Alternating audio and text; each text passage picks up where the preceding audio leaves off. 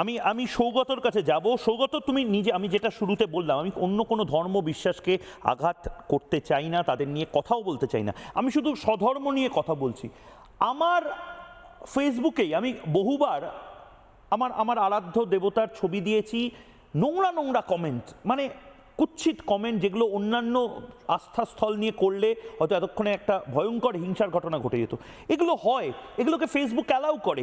আবার অ্যালগোরিদম এমনভাবে তৈরি হয় যাতে করে সত্যিকারের মুর্শিদাবাদের মানুষদের খবর সেগুলো পিছিয়ে যায়, প্যালেস্তাইনের খবর সামনে চলে আসে। কাকদ্বীপে যে বসে আছে সে প্যালেস্তাইনের খবর ভিডিও দেখতে পাচ্ছে, কিন্তু মুর্শিদাবাদের হিন্দুদের খবর পিছিয়ে যাচ্ছে। এটাও তো এক ধরনের পলিটিক্স, এটা নিয়ে বলতে হবে তো, আমরা না বললে কারা বলবে? একদম। দাদা দেখো, প্রথম কথা আমাদেরকে বুঝতে হবে, কিছুদিন আগে আমরা দেখেছি সিজেপি প্রোটেস্টের সময় যখন আমরা যারা সনাতনী এবং যারা দেশাত্মবোধক ভিডিও বানিয়েছি, তাদের ভিডিওগুলো তাদের কাছে গিয়েছে যারা এই সিজেপি প্রোটেস্টটাকে একটা দেশদ্রোহিতাই জায়গায় নিয়ে যাওয়ার চেষ্টা করেছে।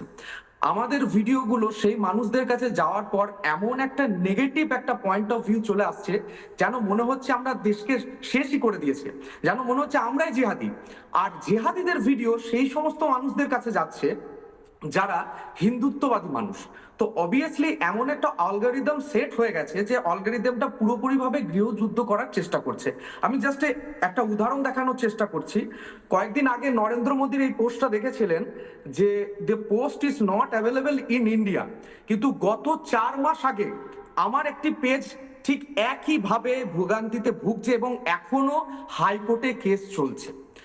অ্যালগরিদম চাইছে যে আমাদের কন্টেন্ট প্রেফারেন্স, মানে একটা শব্দ হয় কন্টেন্ট প্রেফারেন্স, আমরা কি ভিডিও দেখবো। যদি তুমি ধার্মিক ভিডিও করো দাদা, তাহলে তোমার কাছে ধার্মিক ভিডিও আসবে।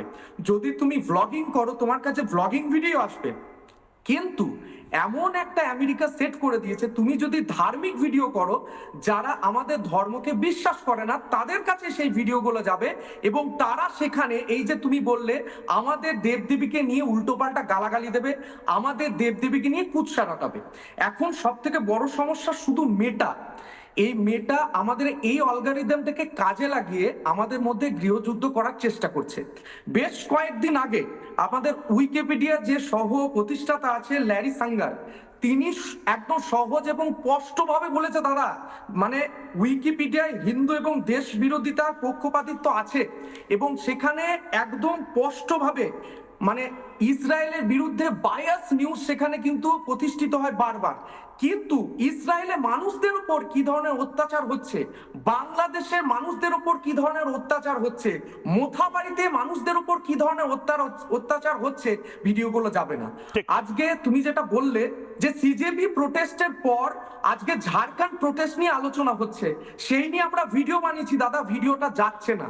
কিন্তু আজকে আসামে দেখা যাচ্ছে একটা বিশেষ ধর্মের মানুষকে বারবার টার্গেট করে বলা হচ্ছে যে দেখো, যারা তোমরা জেহাদি জেহাদি জেহাদি বলছো তারাই আজকে আসামের পাশে দাঁড়াচ্ছে। অথচ সেই আসামে আদানি আম্বানি থেকে শুরু করে আদিত্য বিড়লার মেয়ে, এমনকি বিভিন্ন সংস্থা, এমনকি ইসকন, আরএসএস, হিন্দু জাগরণ মঞ্চ, তারা প্রতিনিহিত কাজ করছে, কিন্তু তাদের ভিডিও তোমার ফিডে তুমি দেখতে পাবে না।